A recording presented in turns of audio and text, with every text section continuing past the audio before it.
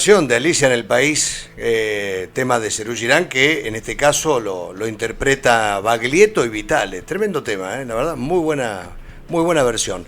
Vamos a saludar al economista Juan Pablo Serra, lo tenemos en línea. Buenas tardes, Juan Pablo, ¿cómo te va? Bienvenido al ciclo 2025 de Agenda Económica.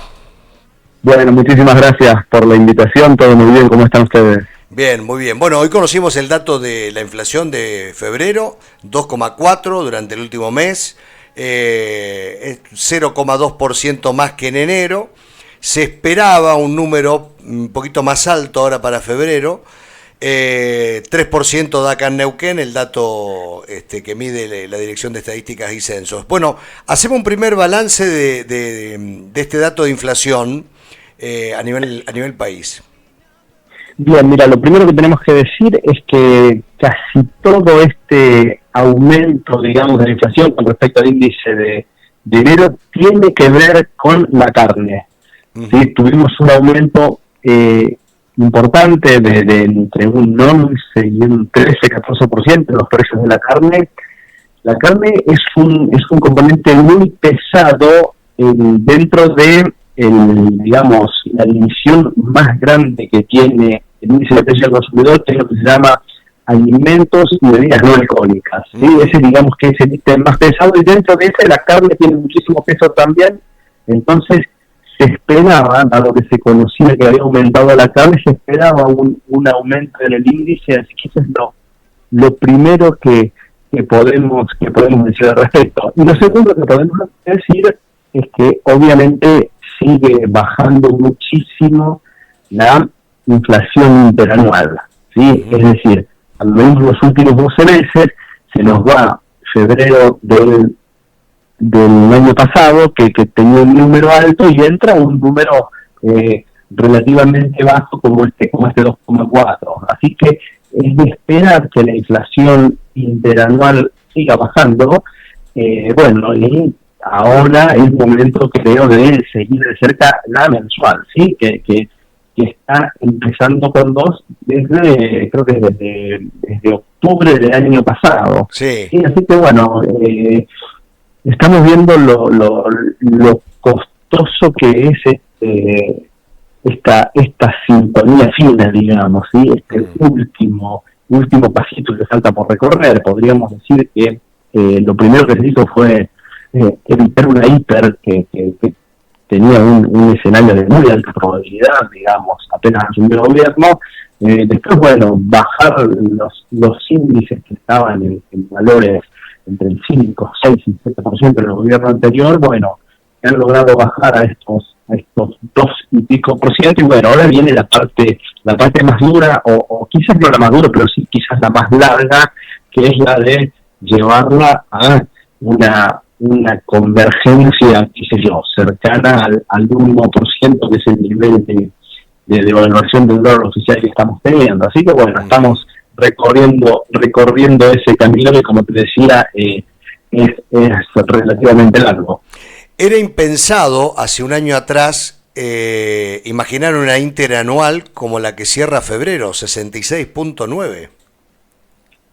Sí, nosotros estábamos hablando, qué sé yo, veníamos de una inflación interanual cercana al 300%, así que sí, era impensado, así que sí, o sea, si nosotros miramos la película general, a ver, si esto continúa, esta desinflación, digamos, continúa y se llega a valores cercanos al 1%, cuando se estudie todo este proceso, se va a decir que fue un proceso tremendamente exitoso de control de la inflación, principalmente porque normalmente las recetas ortodoxas de control de la inflación tienen un impacto muy grande en el nivel de actividad. ¿Sí? O sea, las economías que están bajando la inflación normalmente no crecen, están estancadas, digamos, empiezan a tener problemas por otro lado. Sin embargo, eso no se está viendo acá.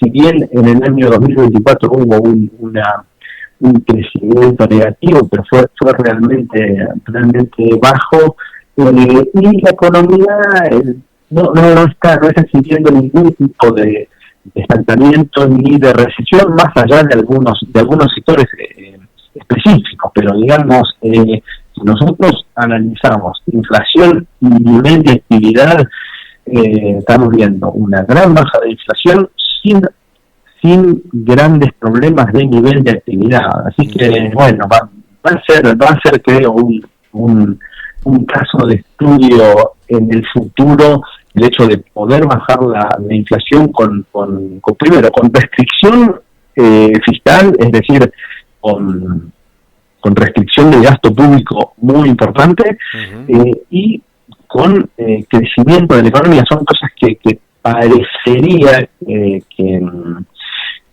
van a venir en esos puestos, pero bueno, acá se han logrado alinear, así que me parece que mirar la película está mejor que mirar la foto. Los economistas del REM, del Banco Central, estiman que abril puede ser el mes para romper este piso del 2%. ¿Vos qué estimás? Sí, puede ser abril. Es decir, lo que nosotros estamos viendo es que hay cada vez menos precios que tienen que terminar de acomodarse, por decirlo de algún modo. Sí, este proceso de baja de la inflación empezó con algunos ítems que, se acomodaron bastante rápidamente, que subieron rápido, otros que les costó más, ¿sí? Lo que está pasando ahora es que parecería que la mayoría de los precios están, por decirlo de algún modo, sincerados. Claro. ¿Sí? Así que sí, eso en un escenario optimista creo que podríamos hablar de una inflación empezando con 1 en el mes de abril. Obviamente en el medio esto es economía y siempre puede pasar cualquier cosa, ¿sí? Pero bueno, esos escenarios que antes eran altamente probables, como que alguna variable se vaya a la miércoles y el programa fracase, como podía haber pasado en cualquiera de los primeros meses, me parece que todos esos eventos ahora son más lo que se dice cisnes negros, es decir, cosas que si bien pueden ocurrir, son bastante improbables, ¿sí? Así que me parece que está encaminada la baja de la inflación. Vos decís, la economía está sincerando precios y la demanda está, de alguna manera, convalidando precios también, ¿no? Porque, a ver, imagino, la carne ahora impactó fuerte en febrero, pero yo te puedo asegurar que los precios a los que se fue la carne, algunos se convalidaron y otros van a bajar. O sea que la carne no sé cuánto margen más tiene para subir en el transcurso del año. Es cierto que este producto puntualmente estaba rezagado del año pasado, porque incluso había quedado barato respecto de otros productos la carne, pero es como que la demanda termina después convalidando todos esos aumentos, todos esos precios y lo termina acomodando el precio, ¿no? Sí, sin dudas. A ver, no es de esperar que en el mes de marzo haya un aumento similar, probablemente tampoco en abril, porque así como decís vos, se convalida más o menos el aumento. Es decir, hay una merma del consumo que hace que no haya más margen para subir los precios. Lo que pasa es que esto tenemos que verlo también desde una perspectiva más micro, ¿sí?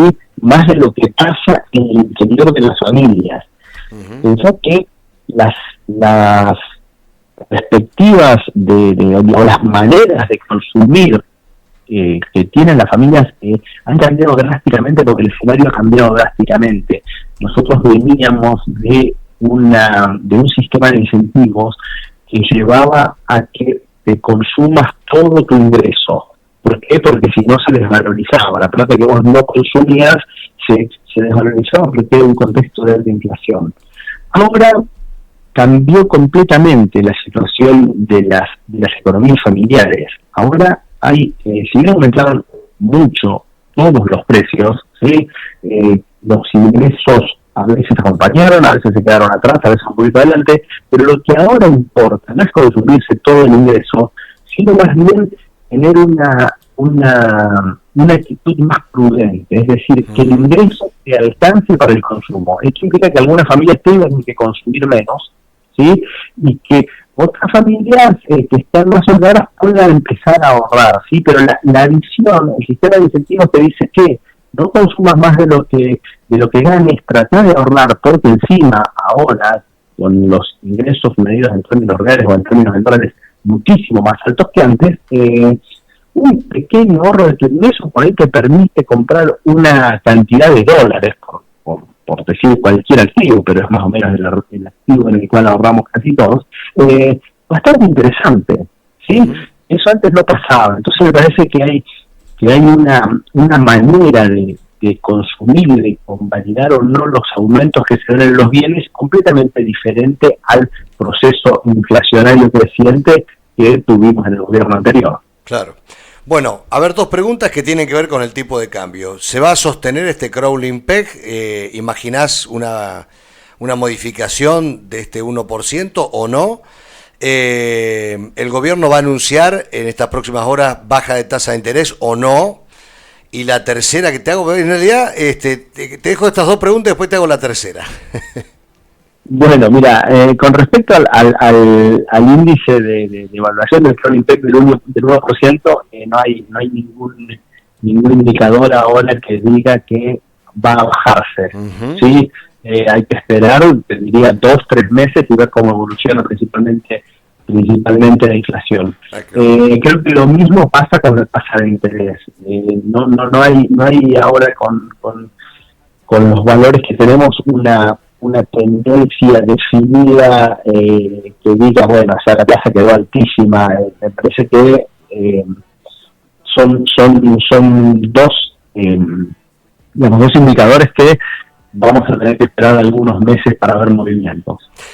Este va a ser finalmente, y esta es la última pregunta, finalmente el año de la salida del cepo, ¿será antes o después de las elecciones de medio término? El otro día un alto directivo de un banco internacional dijo que con 20.000 millones de reservas Argentina puede salir mañana mismo del cepo. ¿Qué opinás? Bueno, yo opino que el tema del cepo tiene que ver con el nivel de seguridad que vos quieras, es decir, la capacidad de poder de fuego que querés que tenga el Banco Central frente a algún escenario internacional turbulento. ¿Sí? O sea, del cepo se podría salir mañana mismo y que no pase nada, o se puede acumular reservas gigantescas y salir del cepo y ocurre una catástrofe global que hace que tengas problemas igual. Así que no hay un nivel óptimo para salir del cepo. Obviamente 20.000 millones de dólares más de reserva te hacen una posibilidad de enfrentar turbulencias externas muchísimo mayor. Por eso yo no veo fecha. Hay que ver también qué pasa con la economía a nivel global. ¿Sí? La economía está como en un estado de nerviosismo y adaptándose al nuevo gobierno de Trump en Estados Unidos y todo lo que implica a nivel global. Así que yo te diría que hay que esperar que se calme un poco o que se definan tendencias. Y no necesariamente tiene que calmarse todo, pero sí definirse tendencias de hacia dónde va la economía global, y ahí sí, digamos, se puede evaluar la salida del cepo, pero me parece que ahora no es el momento, porque además el gobierno ha demostrado que la salida del cepo la quiere hacer bien, con prudencia y con fortaleza y con poder de fuego del Banco Central para, digamos, poder actuar frente a cualquier evento que ocurra a nivel internacional. Está claro. Juan Pablo, gracias por este contacto como siempre. A partir de ahora, durante todo este 2025, te vamos a ir molestando de manera periódica para charlar distintos temas de análisis económico. Te mando un fuerte abrazo. Bueno, Carlos, muchos saludos para ustedes y es un placer colaborar. Te mando un abrazo grande. Hasta luego. Hasta luego. Juan Pablo Serra, economista, charlando sobre los datos de inflación que conocimos hoy. ¿Hay alguna probabilidad de que abril, quizá mayo, la inflación esté cerca del 1%? Es una posibilidad, es una tendencia. Serra coincide con los economistas del Banco Central en este sentido, respecto a las probabilidades, y fue muy prudente respecto a la salida del cepo, como ustedes se imaginarán. Así que, bueno, hemos charlado con este economista para conocer un poquito más en detalle y cómo ha impactado en el tema inflacionario el aumento de la carne, digamos, que es un tema que esto nos toca al bolsillo. Ahora, también hay un dato no menor, y es que estos aumentos que venían rezagados del año pasado, algunos de ellos se convalidaron y otros no. Por tanto, yo no imagino que la carne vaya a tener aumentos abruptos como los que tuvo en este enero y febrero para los próximos meses. Más bien, algunos de estos precios llegaron para quedarse y otros para seguir bajando un poquito más. Pero no sé si para subir mucho más.